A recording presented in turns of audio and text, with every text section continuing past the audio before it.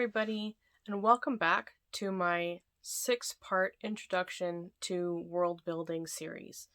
Today is week number 4 in the series. Now, last week I started the section on culture, and we talked about social organization, government, and economics a little bit. And today we're going to talk about language and material culture and art. Okay? First thing is language. This is how people communicate with each other. The first thing is spoken and sign language. Now I'm rolling those into two, even though one is verbal and one is not out loud sounds with the breath. And the reason why I'm putting them two together is because they're interpersonal, speaking directly to somebody, like in real time, if that makes sense. It's one person talking directly to another person or group of people, etc. It's person to person, and it's like live and in person, as opposed to written or symbolic languages, which I'm going to cover in a second. We make sounds that represent certain concepts. Of course, everything I'm doing is verbal language, and it works much the same way as sign language, except in sign language, of course, you're not listening to me, you're watching my hands.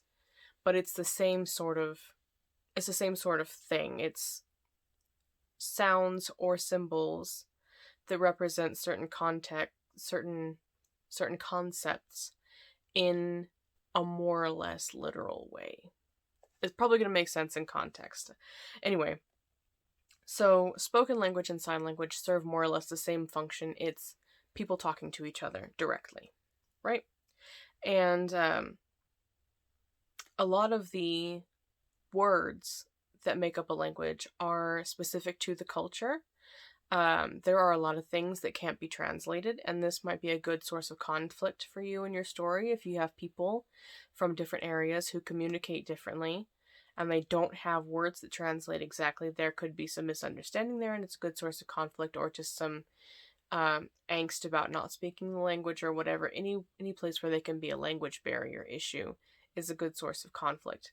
And I'm going to get into why conflict is so important in another episode. I don't have time for it right now because this isn't the mechanics of writing section, but when I do have one, we will get into why conflict is everything, and you want conflict in your stories.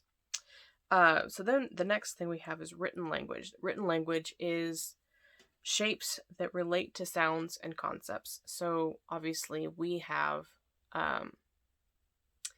a Latin alphabet, Greek and Latin alphabet, as opposed to, say, a Cyrillic alphabet, which is Eastern European and Russian, or if you have like the Chinese symbols or hieroglyphics. These are all shapes that make sounds or directly relate to a concept that it's trying, a symbolic sort of thing. But it is literally understood by the people. There's not a lot of interpretation of... Now, there can be interpretation and meaning, like miscommunications and misunderstandings and sarcasm and things like that. But for the most part, if something is written out in the language that you speak, you can read it. And you can more or less grasp the purpose of it. Right?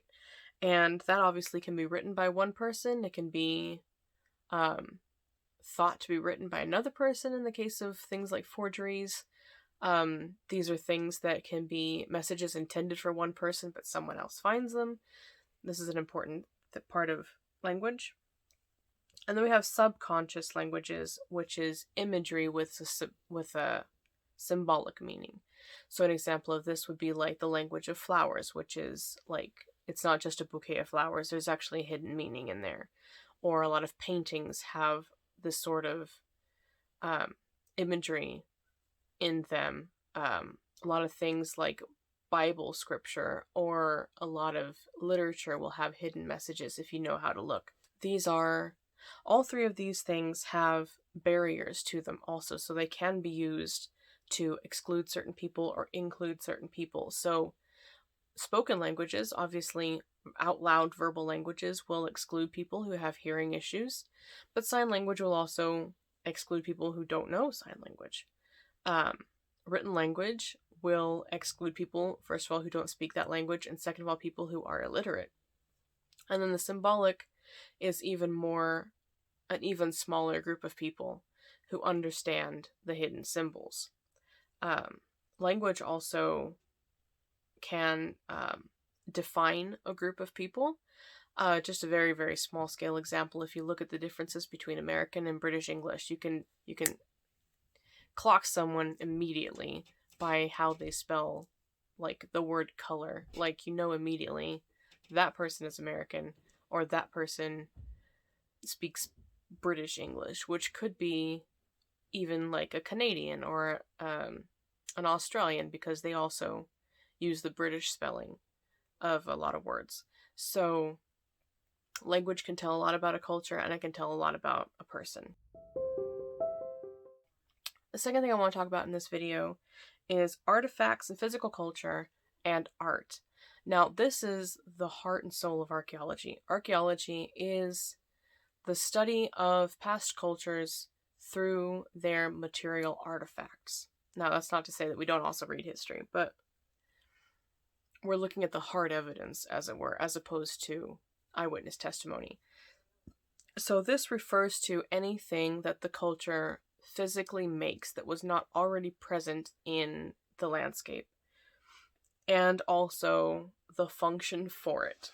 So the Romans were the first that I know of who came up with the concept of art for art's sake. In fact, the word art comes from the Latin ars, which refers to something decorative that doesn't have a function necessarily, but the decorative part of it is the important part. So I'm going to talk first about physical culture, and that is literally everything. Anything that's made is physical culture. Even something like flint knapping. If you pick up a piece of flint and you fashion it into an arrowhead, the arrowhead itself and also the debitage, which is the flakes, those are considered material culture because they were made intentionally. So some examples of physical culture can be tools, it can be buildings, it can be infrastructure like roads. It's what does your culture make that makes life a little easier for the culture that makes them. So even if you look at something like tongs, make it easy to pick something out of a fire. Or if you have, like, I'm filming this on my phone right now, does your culture have advanced electronics? I'm super low budget, so my phone is actually being held by an enormous gooseneck clamp. So do the YouTubers in your culture have a better setup than I do? Probably.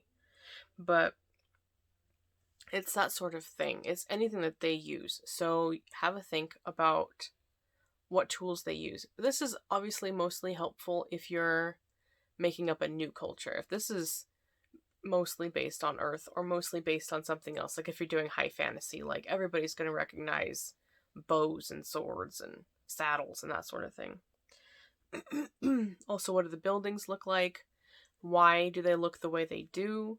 I was reading Zara the Windseeker by Nnedi Okorafor Mbachu, and her library in that book is, everything in that world is semi-organic. Like the light bulbs are literally like bulbs that you plant in the wall, which is living, and they turn on. Like the computers are plants, they're organic. So the library is kind of a living organism, but it has glass floors, if I remember correctly. So why does your culture build in such a way that it does? And then also things like infrastructure, things like roads, things like plumbing and sewage systems, and, you know, electricity if they have it. What's the power supply? How does it move around? How do they... What else do they do to make their lives easier? And then we're going to talk about art really quick, which is art. We are one of the few. There are other animals who have a concept of art, but it's one of the defining features of humanity, which is we express ourselves in ways that aren't strictly functional. So this can be interpreted as a quest for beauty. How do they make things beautiful or pleasant to look at, or just kind of improve their surroundings? What performances do they have? Do they have a certain type of performance? Are they big on dance? Do they like theater? Do they sing? Do they do card tricks? Like, do they go out of their way to entertain each other?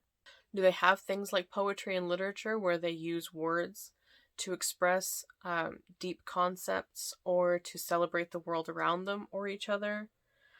How do they express themselves and their culture through their clothes? And this can also go like actually into the fibers and what textiles are available to them, what textiles are considered common, what textiles are considered high status, what cuts, what colors.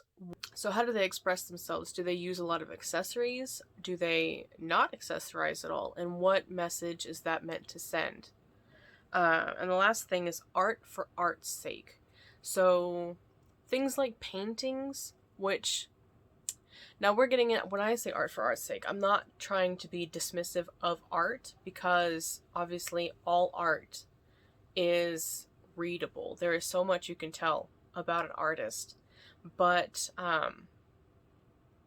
some of it is meant to be purely decorative. It's meant to be pretty. It's meant to brighten the space. So do they engage in that sort of thing? Or do they find their space more pleasing by the arrangement of functional objects? Is it the absence of that sort of frippery that makes a space pleasing to them? So how do they express themselves in art? Okay, so that's a lot of sort of esoteric, ephemeral things to think about this week. How your people express themselves both verbally and physically. How does the culture express itself? So give that some thought, and be sure to like and subscribe, and come with me for our last part, part 3, which will be customs and traditions and education. So I will see you guys next week. Bye-bye.